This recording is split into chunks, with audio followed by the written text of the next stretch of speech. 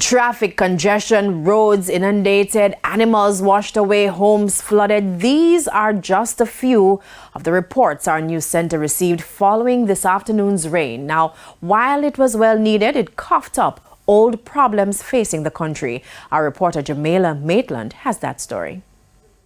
With just a few hours of rainfall, this was how sections of the corporate area looked. Bumper to bumper traffic. Now I'm at the intersection of Maxfield Avenue and Spanish Town Road, where it also intersects with Greenwich Farm Road. And this was the chaos that we're seeing. Motorists turning 2 and 3 lanes into 4 and 5s and simply trying to see if they could get home. Now for residents in Rosetown, they're closely watching the level of the water and the height compared to where they live.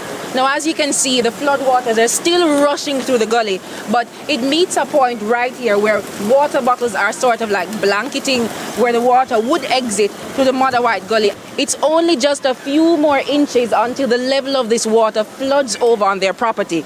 Now we spoke to a pig and a goat farmer earlier, and she said that right now she isn't able to locate her animals. I was here, I was at work, but my baby father was here. He wasn't in the yard actually. It was neighbors that heard that what was going on, heard the pigs grind, he heard the goats going at it, and they came over and assisted. But by the time they got here, all the goats were gone.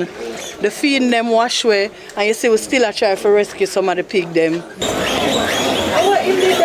Jamaica Maitland for TVJ News.